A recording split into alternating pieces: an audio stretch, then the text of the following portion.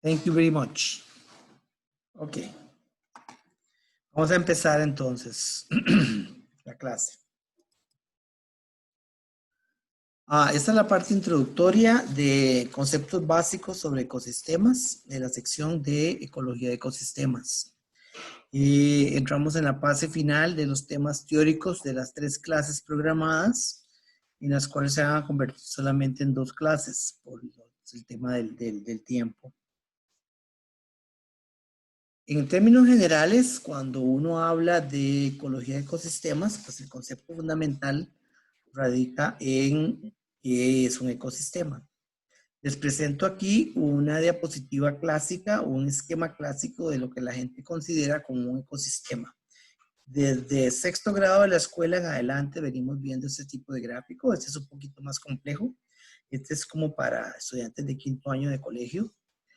En los cuales se representan básicamente los componentes principales de un ecosistema, que son el ambiente físico con todos sus factores ambientales, los componentes del ecosistema físicos, que son los ríos, tierras, montañas, mares, y los componentes de las interacciones, los cuales no están realmente representados aquí, solo en esta sección donde se representan los componentes biótico, vivo, que representan todos los componentes en todos los 5 reinos que existen o en los 3 dominios gigantescos que existen de la biodiversidad vegetal. Se incluye generalmente una parte relacionada con la parte subterránea, la cual es en la mayoría de los ecosistemas un componente muy importante porque actúa generalmente como almacén de muchos de los componentes de los ciclos biogeoquímicos que ocurren en todo ecosistema. Ya estoy hablando de otro componente que no había mencionado, que era la parte de los ciclos biogeoquímicos, que lo veremos la próxima clase. Sin embargo, este esquema realmente es bastante deficiente en representar la complejidad de lo que caracteriza a todos los ecosistemas terrestres. Por más sencillo que sea, todos los ecosistemas son bastante complejos. No es sino hasta los años 70 en los cuales la ecología, y es en especial la ecología de ecosistemas, toma un ímpetu muy grande cuando esta gran cantidad de datos necesarios para representar a los ecosistemas y todos sus flujos y todos sus componentes se hace posible dada el advenimiento de la tecnología de la información en términos de computadoras y análisis más complejos que requerían demasiada memoria. Entonces, al mismo tiempo, el advenimiento de la computación y de la informática permitió sintetizar aún más y tratar de estudiar estos sistemas tan complejos. Y es lo que nosotros conocemos ahora como el famoso representación de diagrama de flujos por el famosísimo Harold Odum, que es uno de los ecólogos de Georgia. Junto con su hermano desarrollaron este tipo de esquema en el cual se desvía el estudio de los ecosistemas o se enfatiza el estudio de los ecosistemas hacia la generación de patrones generales basados en los flujos que ocurren, tanto los flujos de los componentes, en términos de arcillas, aguas, nutrientes, rocas, lluvias y las temperaturas, los componentes vivos como los tallos, raíces, animales, detritos, los procesos como fotosíntesis y respiración,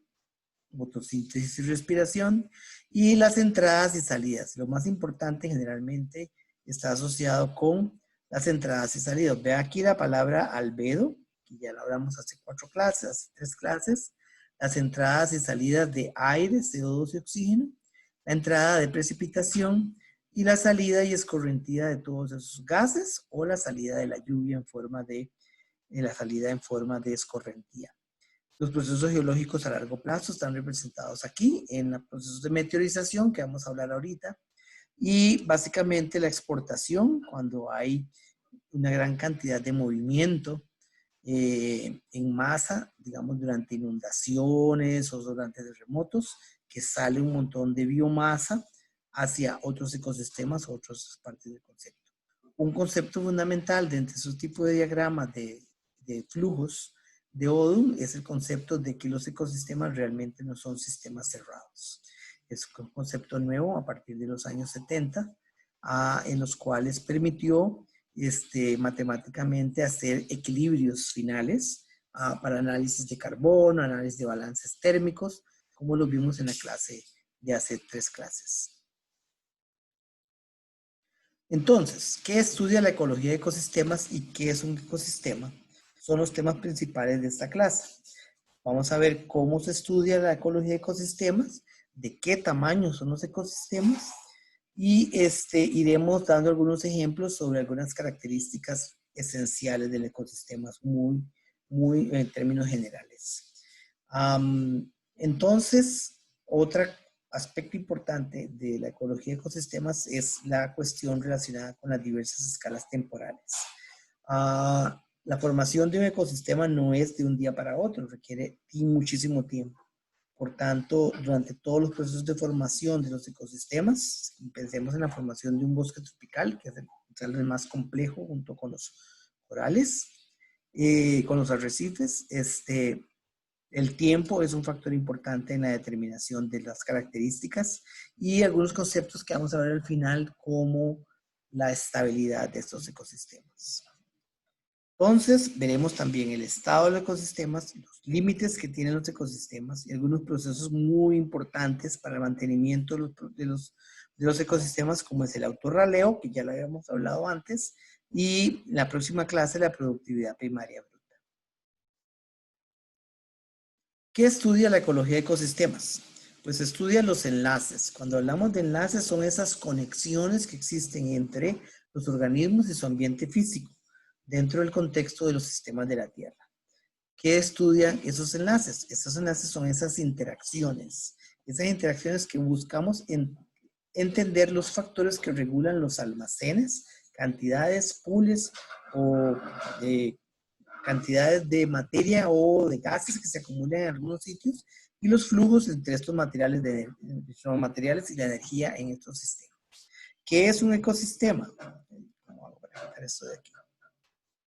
¿Qué es un ecosistema? Un ecosistema consiste de todos los organismos y los almacenes abióticos con los cuales ellos interaccionan.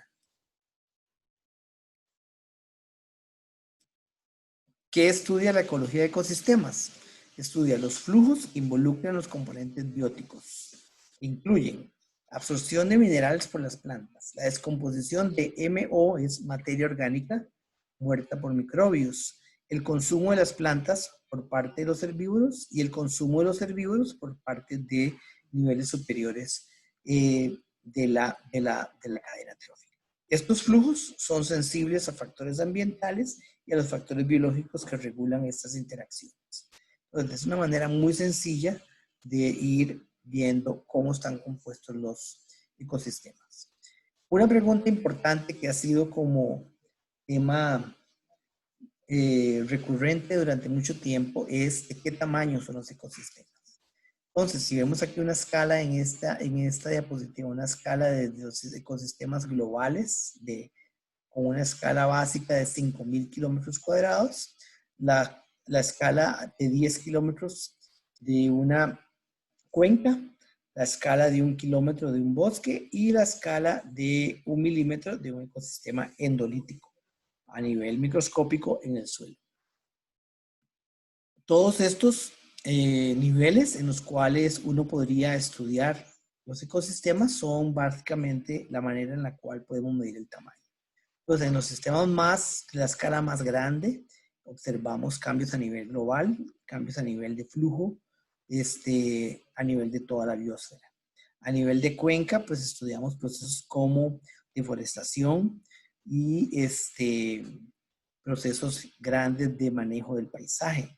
A nivel de bosque, ecosistemas de bosque, podemos estudiar y ver que los ecosistemas lo podemos reducir a 1 kilómetro de tamaño y repetir estudios que afectan a nivel local, como por ejemplo efectos de lluvia ácida en la productividad o variaciones topográficas de escala de kilómetros entre un bosque y otro.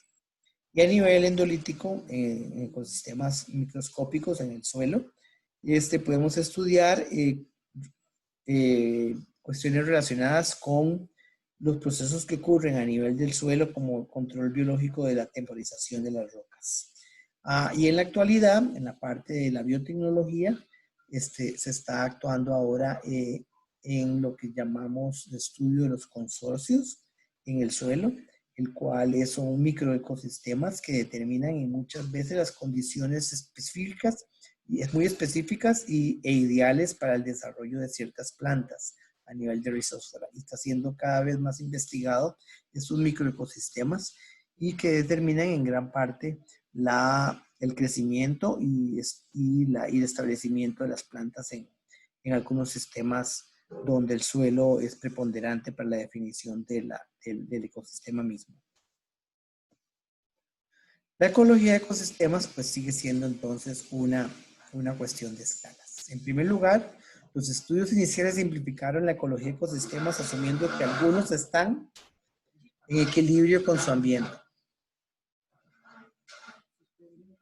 En segundo lugar, de este modo, tenemos perdón por el ruido, ciertas propiedades. Uno, sistemas cerrados dominados por reciclaje interno, los cuales son básicamente como de estudio, la autorregulación y dinámica determinística de los ecosistemas, los cuales son muy aplicables a los ecosistemas que son bastante pequeños o cerrados. Los puntos finales estables o cíclicos, es un punto importante a estudiar, y la ausencia de perturbaciones e influencias humanas. Entonces, desde este punto de vista, todas estas características son como ideales para estudiar un ecosistema dentro de un sistema cerrado. Un concepto más avanzado fue el reconocimiento de la importancia de los eventos pasados y las fuerzas externas en la determinación del funcionamiento del ecosistema. Entonces, comienza a verse en esto no solamente en las escalas temporales, sino también espaciales, el concepto básico de la abertura de los ecosistemas cuando se empieza a pensar más en la historia, la parte histórica de los ecosistemas. Y en cuarto punto tenemos que esta nueva perspectiva de no equilibrio se reconoce que los ecosistemas tienen entradas y pérdidas, o sea, ejemplificando el diagrama de flujos que habíamos visto en la laminilla de Odum. Que su dinámica está influenciada por factores internos y externos, que no presenta un estado único de equilibrio. Ya se ha visto en muchos estudios que lo que creíamos que era un estado de un ecosistema clímax o estable, realmente era un factor de no haber considerado la parte histórica o temporal de los ecosistemas, que no presenta un estado único de equilibrio, que las perturbaciones son un componente natural de su dinámica. Eso fue uno de los grandes temas hace más de 50 años sobre si las perturbaciones naturales eran parte del ecosistema o no eran parte del ecosistema, y pues ya eso está superado. Y las actividades humanas tienen una influencia omnipresente.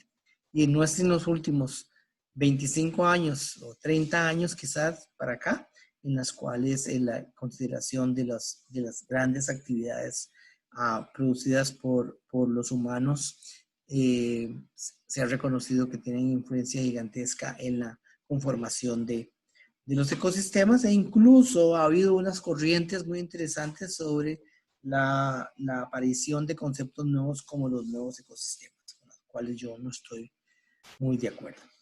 Esta visión de no equilibrio requiere de una visión más dinámica y estocástica sobre el control de los procesos.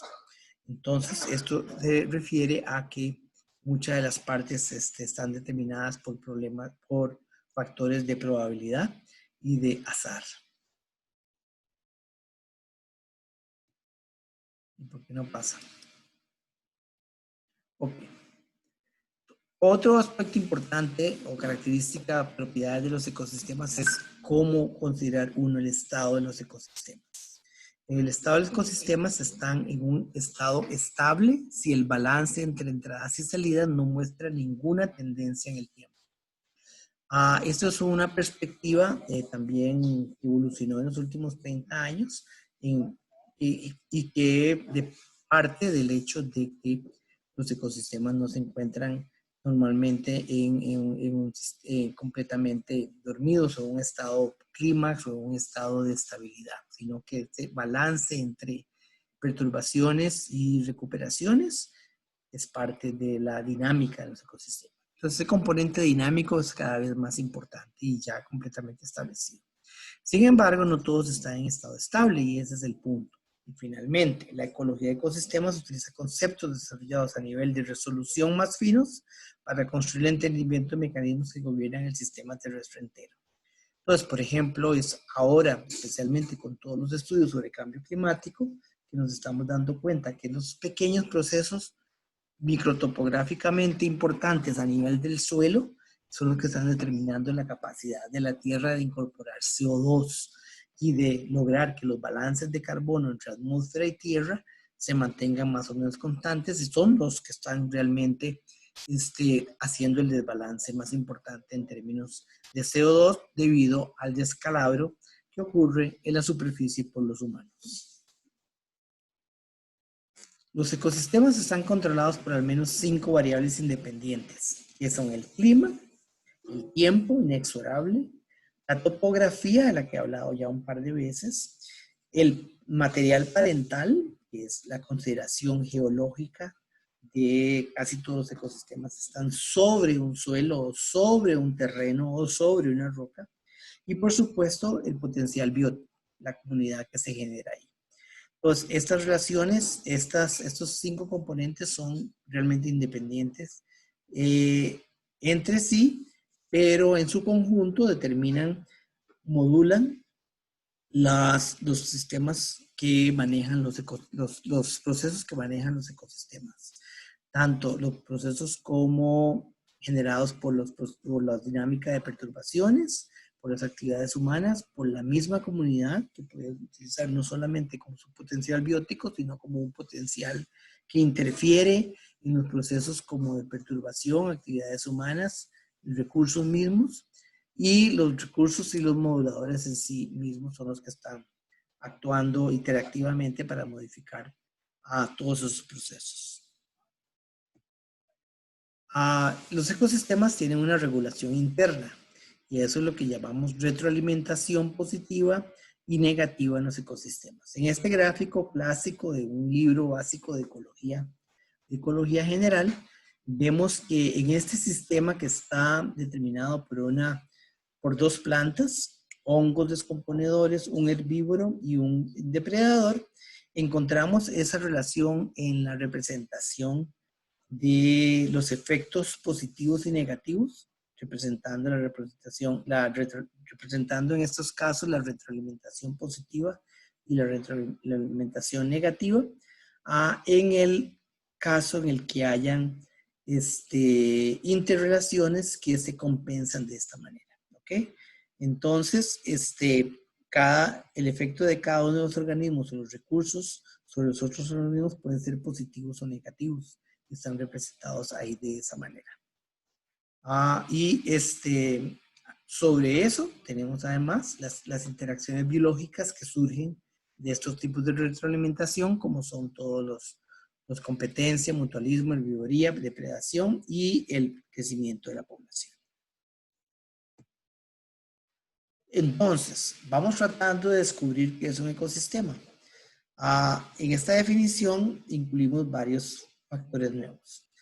En esta definición dice que los ecosistemas son redes de interrelaciones entre los organismos y su ambiente en un espacio definido. Ahí lo de definido no me agrada mucho, pero esta definición tiene varios aspectos no resueltos, como los límites del ecosistema, en esa parte donde dice espacio definido. La compartimentalización, la cual no hemos logrado todavía desmenuzar completamente las partes de un ecosistema sin destruirlo o sin considerar siempre la otra parte que está al lado. Y la tercera es la aparición de nuevos rasgos del sistema. Y lo vamos a ver de seguido. Los límites del ecosistema es generalmente los ecosistemas, su tamaño no está predefinido. El tamaño es uniforme con respecto a sus intercambios biogeoquímicos y debe contener todos los flujos arriba y debajo del área considerada. Entonces, tamaño no se refiere meramente al área, sino básicamente donde los procesos y los factores que están determinando los flujos son los que podrían estar determinando el área mínima de mantenimiento propio de un ecosistema. Entonces, por ejemplo, una cuenca versus un tronco podrido. Una cuenca tiene un tamaño dado, está topográficamente muy bien definida, y los flujos de agua, por ejemplo, o de CO2, no están completamente delimitados, pero sí están muy delineados por la morfología de la cuenca. En un tronco podrido dentro de un bosque tenemos un microecosistema que, que está determinado por el tamaño del tronco podrido, por ejemplo. Entonces, a pesar de que el agua que le cae no tiene un límite porque al lado también está cayendo la misma agua, solo la que le cae encima es la que determina la disponibilidad de agua por los organismos que dependen de esa humedad para continuar con la descomposición. Y todos los organismos que se generan durante ese proceso de descomposición, crecimiento, incluso germinación de plantas sobre el tronco. Entonces está muy delimitado en ese sentido. Entonces los límites del ecosistema van a estar definidos exactamente por la dinámica real de todos estos tres factores.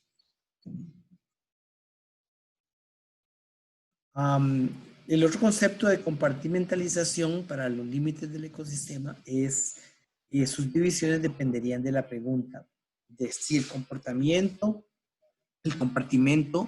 es epigeo o es hipogeo, o sea, above y below, above ground y below ground del inglés.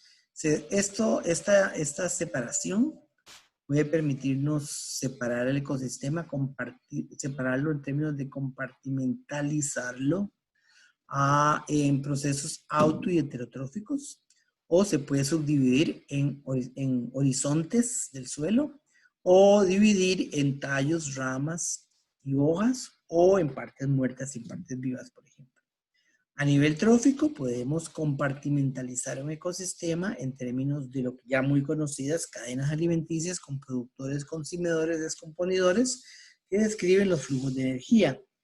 A nivel de grupos funcionales, podemos separar o partir o tratar de estudiar por partes la compartimentación del ecosistema con términos de grupos funcionales que representan interfaces entre niveles tróficos, o sea, desmenuzar un poco más allá al nivel trófico, pero a nivel de grupos funcionales. Y luego los rasgos estructurales, o sea, básicamente podemos separar, compartimentalizar los componentes físicos, biológicos de un ecosistema, separando por meramente su estructura. Como lo habíamos hecho, como habían hecho los primeros descriptores de la vegetación que vimos en el primer curso, la primera parte del curso con árboles, arbustos, hierbas como estructura de intercambio. ¿Okay?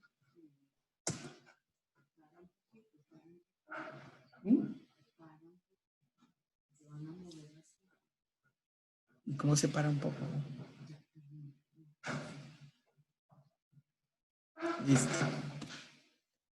Y el tercer punto era el balance de materia. El almacén y flujo de materia son las cantidades más importantes a determinar en un ecosistema a la escala de Rodal. Entonces, por ejemplo, en la escala de Rodal es muy fácil, uno puede determinar exactamente cuánto está entrando de fotosíntesis, cuánto está cayendo, cuánta es la formación de hojarasca a nivel de un rodal.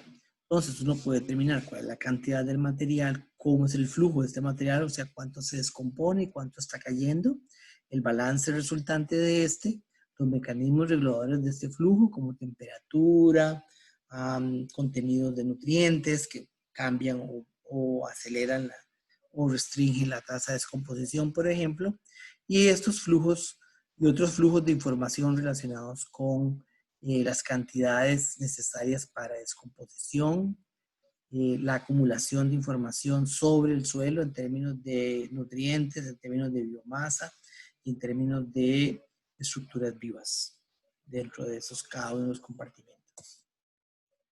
Ese balance de materia, el último, el balance de materia, pues estaría determinado por la cantidad de biomasa que se va formando a partir de los primeros productores, ¿verdad? Que serían las plantas o los organismos fotosintéticos.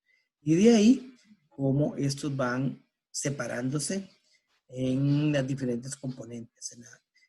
Cuando se descompone la materia se produce oxígeno, cuando se forma también se produce, cuando se desmenuza se forma dióxido de carbono y fósforo, se evapora el agua y se produce cierta cantidad de materia orgánica que pasa a los componedores. El resto debería dar un valor similar.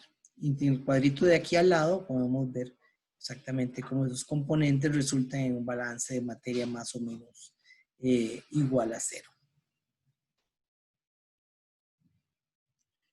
Otros rasgos del ecosistema. Dentro de los rasgos del ecosistema, tenemos la diferencia entre especies e individuos. Las plantas o dominan o se mueren.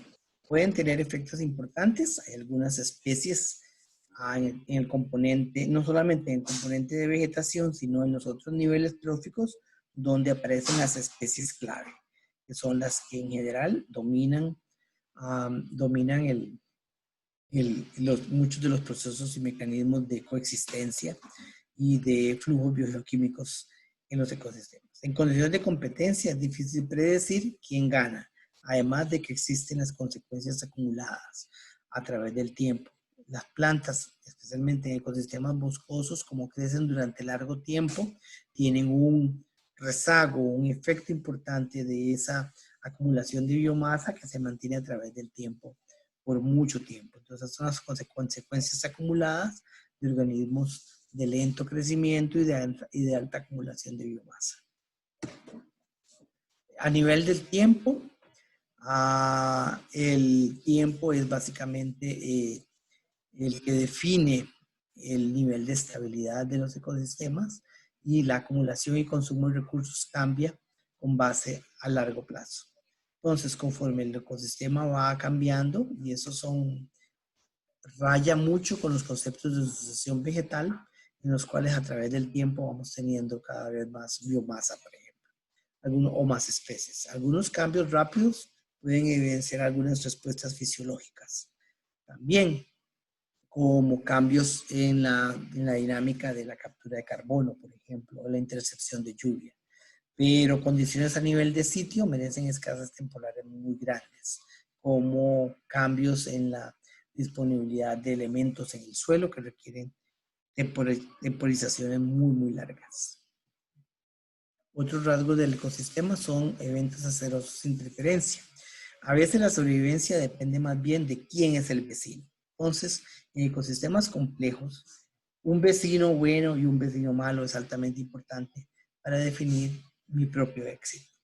La fase de plántulas es clave y los vecinos de las plántulas pues son todavía más importantes. A mayor escala de tiempo la interferencia va a ser cada vez más importante. Por lo tanto, vemos que un rasgo del ecosistema es que la composición y estructura de las comunidades define la probabilidad de tener un vecino bueno o un vecino malo, en el cual el proceso de interferencia sea cada vez más o menos importante. Cuando aumenta la diversidad, como en los bosques tropicales, entonces el nivel de interferencia puede hacer que se disminuya, pero eso podría ser un factor a discutir, porque la probabilidad de que el vecino sea diferente a un específico es mayor, pero no necesariamente su función y su lucha o competencia. Otro factor importantísimo en la definición de los ecosistemas, especialmente los ecosistemas boscosos, ya lo habíamos visto como en la segunda, tercera clase del curso, es el fenómeno de autorraleo. Este fenómeno define una teoría alométrica, ya vimos también alometría, donde W, que es la masa individual de cada individuo, digamos en esta fotografía en un bosque norteño con muy pocas especies, que parece más bien una plantación, la biomasa de cada uno de los individuos es igual a una constante por el número de individuos a la menos 3 medios. Eso significa que conforme aumenta el número de individuos, la biomasa es menor. Conforme comienza a morirse gente, este N se hace más pequeño, la biomasa de cada uno de los individuos se hace más grande. y es una relación negativa en ese sentido. Al inicio en una plantación son muchos y de poca biomasa. Conforme se mueren algunos, la biomasa de cada uno comienza a incrementar. Entonces, en un rodal cerrado y creciendo, la biomasa individual aumenta conforme el número de individuos disminuye. A eso es lo que se llama raleo. Y la constante de autorraleo es la constante de similaridad, o sea, de alométrica, es igual a los 3 medios.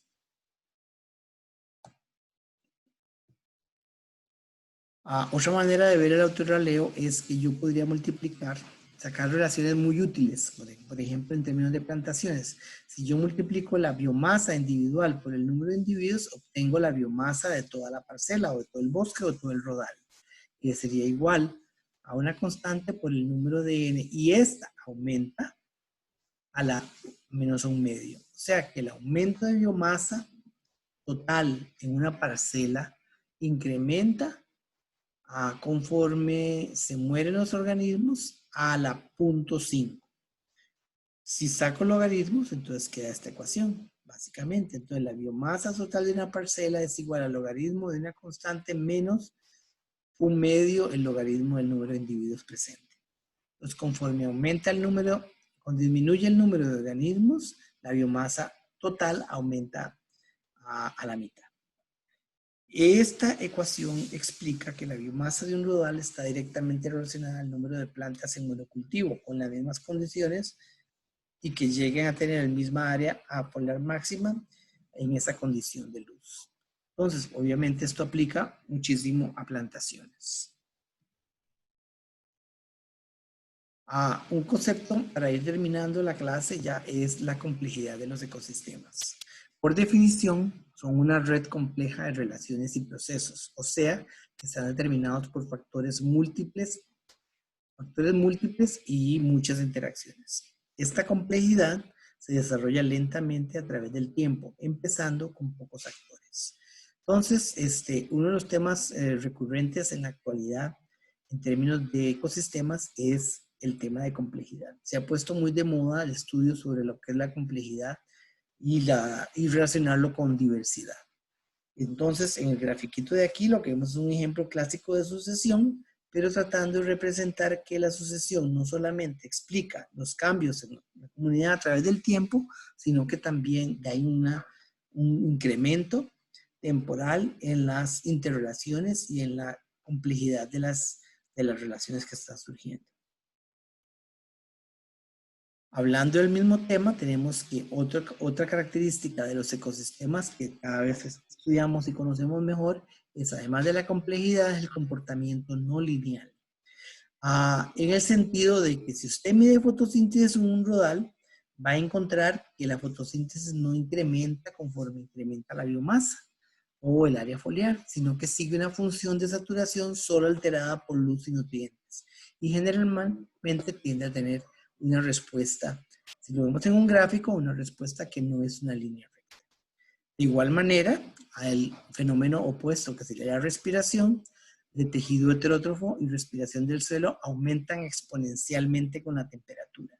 Entonces, si consideramos la temperatura como un factor regulador de la dinámica, en este caso la productividad del ecosistema, y medimos en el eje Y la respiración, vemos que la temperatura afecta exponencialmente a la respiración. Entonces, al aumentar la temperatura, aumenta la respiración y esta relación no es lineal. Con respecto a calor latente y calor sensible que vimos la clase pasada o antepasada, vemos que varían con el clima, aunque inicialmente varían en proporción. Y va a depender mucho, pues obviamente, de la cantidad de biomasa, área foliar, área sombreada y del factor de acople que nosotros vimos anteriormente. Entonces, no hay una relación lineal en términos del intercambio de calor en las superficies vegetadas de algunos ecosistemas, de todos los ecosistemas. Y por último, la formación de biomasa. Tal y como lo vimos en la explicación del anterior del autorraleo, al principio es proporcional, con un crecimiento exponencial hasta que inicia autorraleo, que limita la biomasa por densidad de plantas. Entonces, como vemos en estos 4 ejemplos de procesos que ocurren a nivel de ecosistema, fotosíntesis, respiración, La relación entre calor latente y calor sensible y la tasa de formación de biomasa en el ecosistema, ninguno de estos 4 procesos tan importantes tienen un comportamiento lineal. Y para ir terminando, uno de los temas muy recurrentes desde los hace 25 años es sobre la estabilidad de los ecosistemas. Esto nos lleva a pensar en conceptos como resiliencia y resistencia. Este gráfico que viene en el libro de texto de la clase de Schultz propone este gráfico en el cual a través del tiempo vemos diferentes cambios en la respuesta a la perturbación. En la primera perturbación que ocurre, importante, vemos que la resistencia es bastante grande a que esto ocurra porque el ecosistema está bastante estable. El daño que ocurre no es tan grande y la resiliencia, o sea, la capacidad de recuperar las funciones anteriores, se obtiene más rápidamente que durante la segunda perturbación.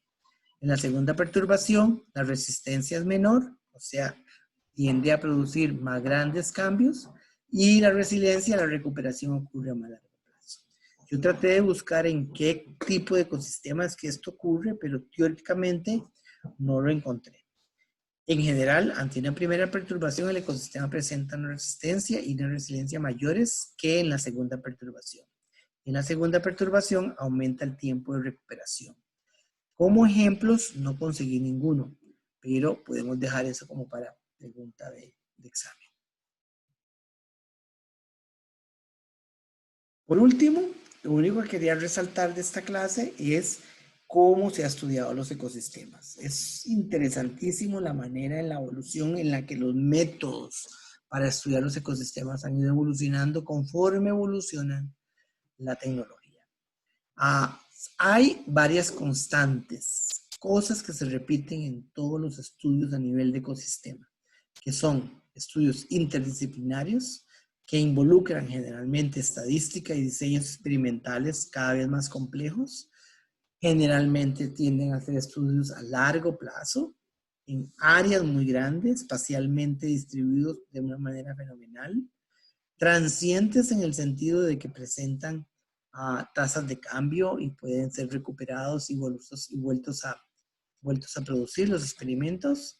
Y generalmente casi todos incluyen procesos de seguimiento a largo plazo. Una palabra, horrible palabra en español que es monitoreo.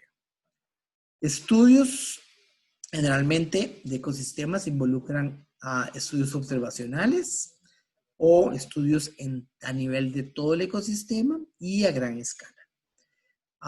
Otra manera en la cual uno puede clasificar el tipo de estudios que se ha hecho en los ecosistemas son a nivel de redes globales y regionales o por nuevas tecnologías.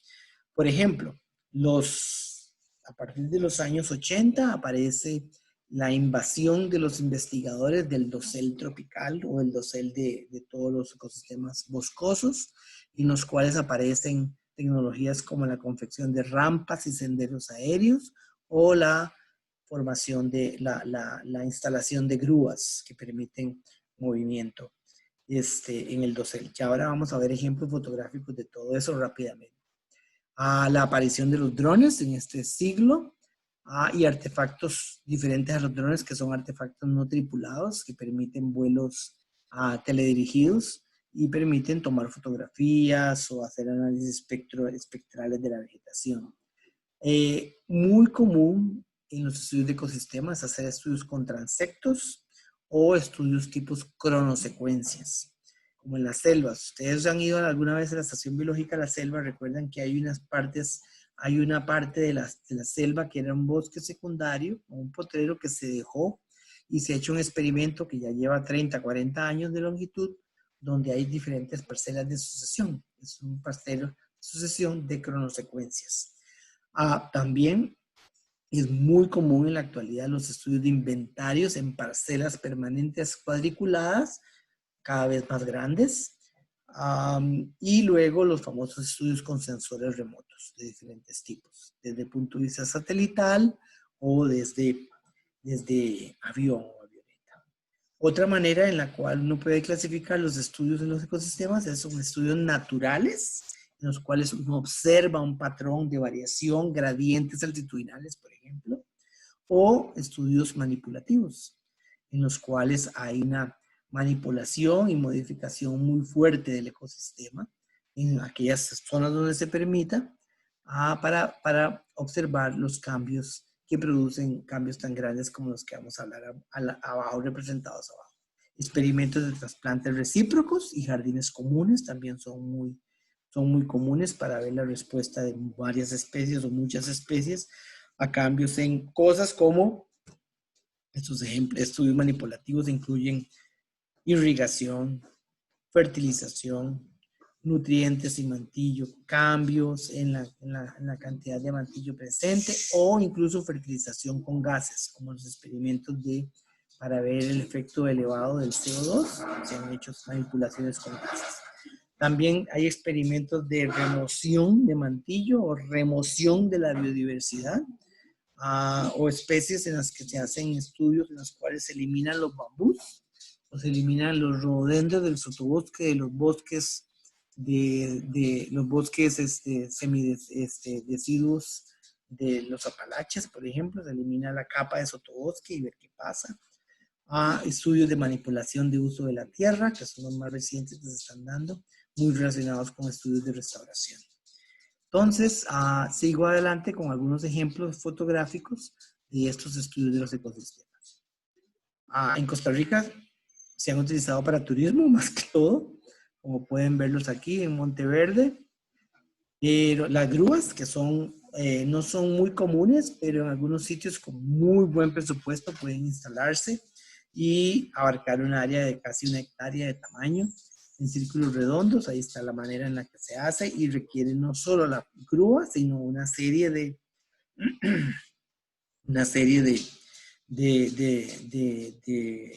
logística necesaria para poder producir movimiento y hacer experimentos a ese nivel para transportar 1, 2, 3 o 4 investigadores en una góndola que se balancea por entre el dosel.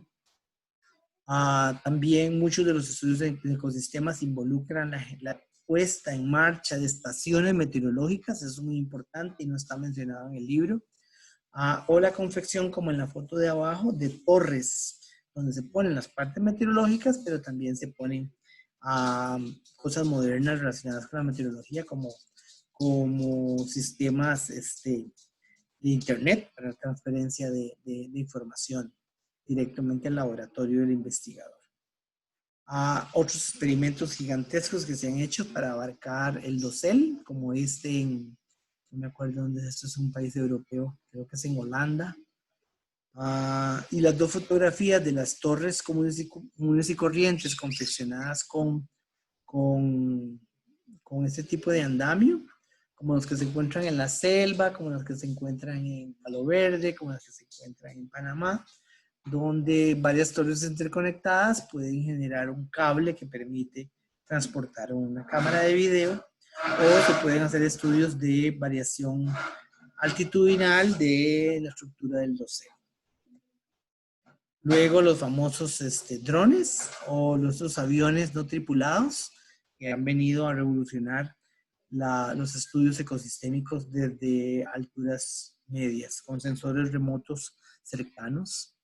Y experimentos a gran escala sobre especialmente casi todos relacionados con experimentos con lo del problema del aumento de la temperatura y aumento de la concentración de CO2 en varios sitios, especialmente en las zonas norteñas donde tienen mucho mejor presupuesto. Se han desarrollado estas estructuras a tipo de invernadero para simular el efecto invernadero de la tierra sobre los cultivos, sobre los bosques o aumentos en la concentración de CO2, produciendo un montón de aire y CO2 para ver los efectos sobre la vegetación o sobre los insectos o sobre la precipitación, la forma de las hojas. Y en relación con los estudios que son más relacionados con grandes parcelas, a estudios de diversidad y composición de especies, donde se hacen muchas parcelas de diversidad muy repetidas, donde se pueden hacer estudios no solamente en el suelo con la vegetación, sino desde arriba con fotografías. Y eso ilustra básicamente los contingentes de gente en la interdisciplinaridad necesaria para llevar a cabo estos tipos de experimentos. Les recomiendo para este último tema sobre cómo se ha estudiado el ecosistema entero en los bosques tropicales, este artículo del 2005 de Fail, Turner, Bassett, Ewers, Reynolds y Novotny, en el cual presenta estos 9 ejemplos de estudios de nivel ecosistémico con experimentación de cortes, creando experimentalmente fragmentos pequeños, fragmentos grandes, de razas, lo necesario para hacer los experimentos en viveros gigantescos, para tener las plántulas, para hacer los experimentos de restauración, estudios de eliminación de lluvia para ver el efecto de la irrigación y la eliminación de la lluvia en algunos ecosistemas, cambios gigantescos también aquí, la recolecta de agua para que no caiga al suelo, estudios a nivel del suelo con carbono, estudios a nivel del dosel con gente a rapel haciendo poda selectiva de árboles y luego estudios experimentales con fuego, que son bastante riesgosos, pero que sí se llevan a cabo. Entonces, termino acá y escucho preguntas. Voy a salir de la pantalla grande para verlos. Adelante.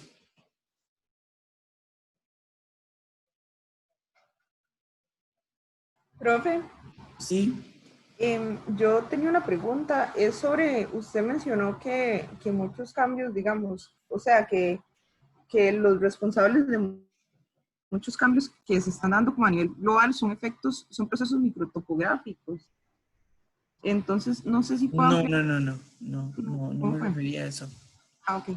No, que a nivel global son, sí, yo lo mencioné en el sentido de que la razón de algunos cambios a nivel global, como por ejemplo, cómo la especie, el casquete terrestre podría estar compensando, por ejemplo, pensando en cambio climático y el aumento e incremento del CO2, ¿verdad? El proceso mismo de evolución, de entrada y salida de CO2 en el suelo, varía microtopográficamente en cualquier ecosistema terrestre.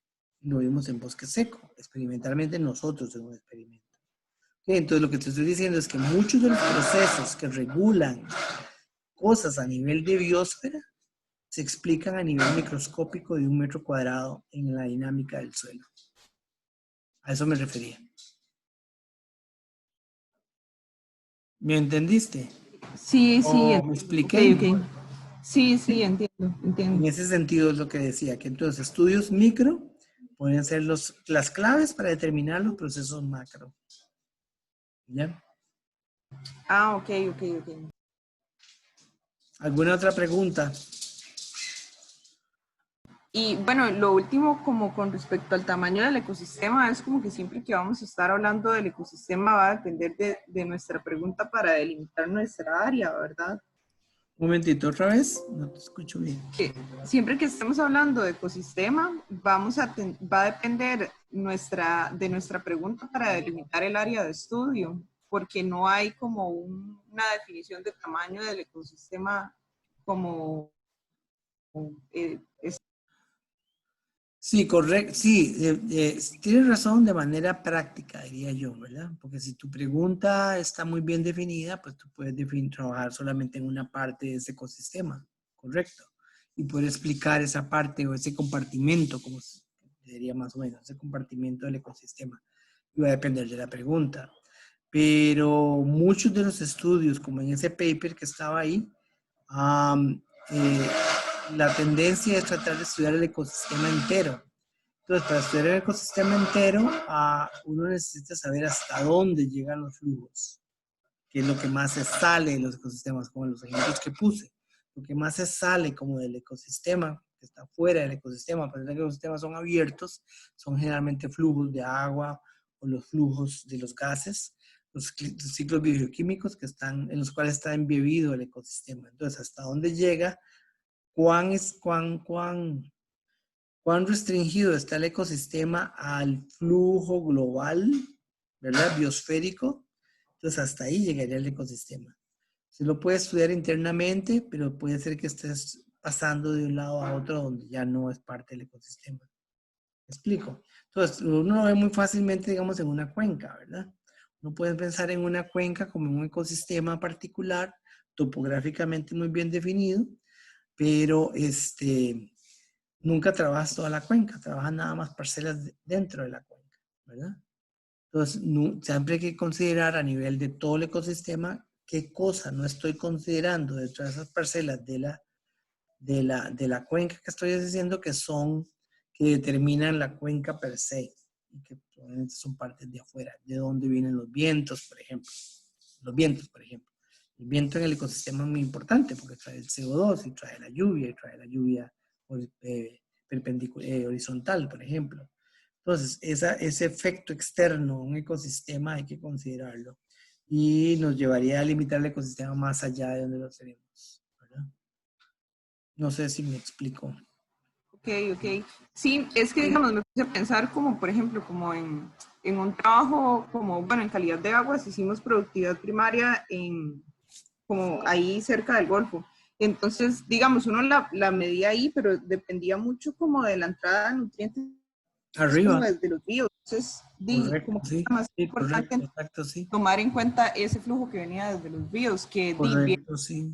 que trae todos los residuos de agroquímicos y contaminantes o bueno, en general nutrientes que vienen desde Sí. Sí, toda la... entonces es una cuestión meramente como muy teórica, digamos. Nosotros sabemos que usted va a trabajar en el río abajo, pero el ejemplo clásico son las cuencas de los ríos, ¿verdad? Que el río viene mucho más arriba con una composición de bosque alrededor o un manejo de la tierra diferente que usted tiene ahí abajo. El reflejo de lo que ocurre arriba, eso ocurre abajo, son ecosistemas diferentes, ¿verdad? Más que todo por composición de la geología, la precipitación, las condiciones de suelo, que es plano, el flujo del agua es diferente al que ocurre arriba, que viene mucho más rápido. Entonces eso lo hace como un ecosistema diferente, que son las variables independientes que definen el ecosistema, ¿verdad? Pero no son independientes, pero no hacen que el ecosistema quede completamente abierto dependiendo de lo que quede arriba. Entonces no vamos a decir que el ecosistema del río va desde arriba hasta abajo, porque no es cierto, ¿verdad? Pero sí depende de las influencias externas. Entonces la definición Entiendo. del tamaño del ecosistema es hasta dónde la influencia externa es considerada influencia externa, ¿verdad? Yo diría, no sé, nunca he trabajado ríos, pero me imagino que uno podría decir, bueno, en este punto la productividad del río es tal y conforme asciendes hacia arriba, va variando la productividad, se hace más frío, la productividad menor, seguro, ¿verdad? Pero, y a este nivel ya es otro sistema diferente, ¿verdad?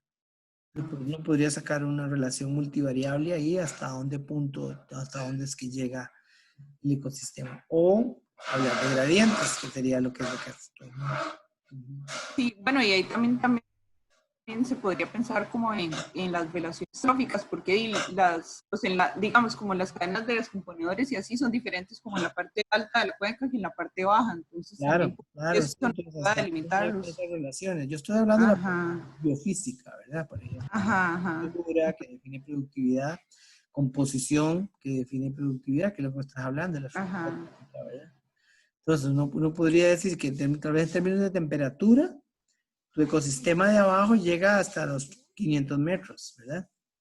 Pero la composición, dependiente de la composición del bosque, llega solamente hasta los 200. Entonces eso va a estar difícil, ¿verdad?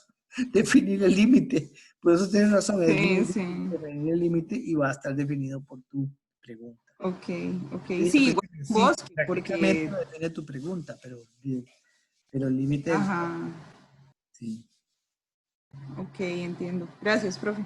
listo. ¿Alguna otra pregunta, jóvenes?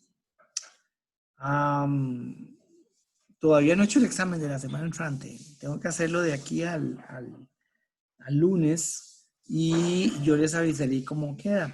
a la hora, dependiendo del largo que logre tener o de la capacidad de hacer preguntas inteligentes, ¿verdad?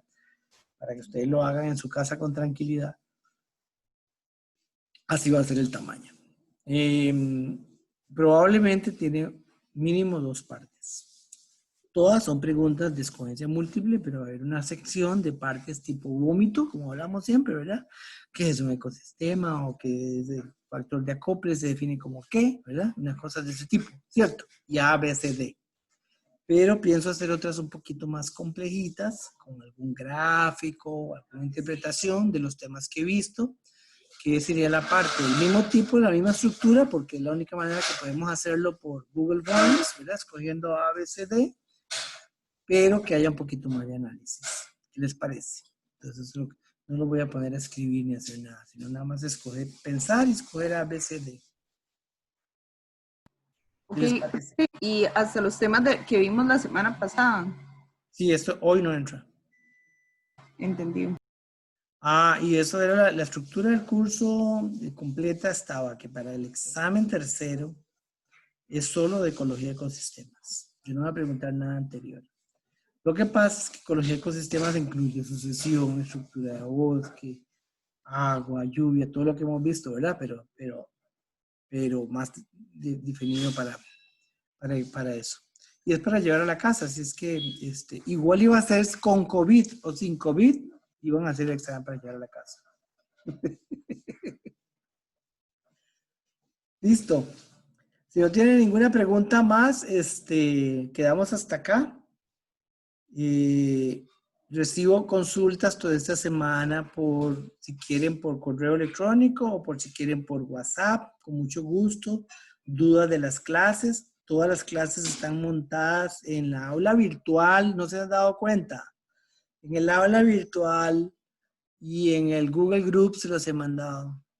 Y los videos de las últimas 2 clases que he hecho están metidas ahí como video también. Y en el aula virtual no aguanta las clases del video de YouTube, pero está el link para que no lo pierdan y lo vuelvan a leer, ¿ok? Con mucho gusto de aquí al sábado.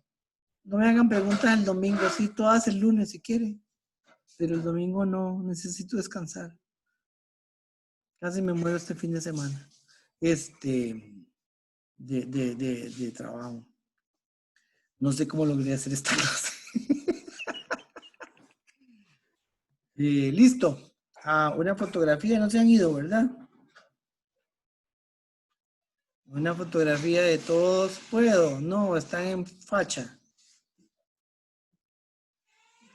1, 2, 1, 2, 3. Print screen. Bueno, la foto de aquí. Bye. Hasta luego todos. Bye. También. Ya les mando. Hasta luego, profe, gracias. Ya les mando todo lo de la Hasta tarea. luego, profe. Gracias. Gracias, Ok, profe. gracias, chao. Bye.